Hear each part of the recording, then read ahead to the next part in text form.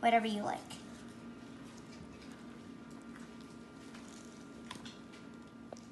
So once your nuts are all mixed in, you are going to transfer it into your baking pan. So now our batter is in the baking pan.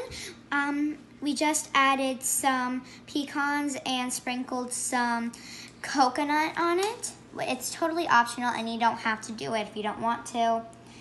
So now we are going to put it in a preheated oven, which is preheated to 350 degrees. And then we're going to bake it for 55 to 60 minutes.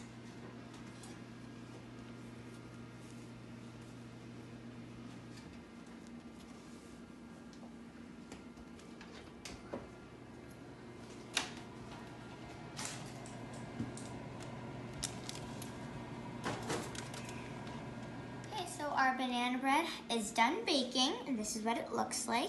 It looks very good. So now we are going to let it cool down a bit, and then we'll start eating.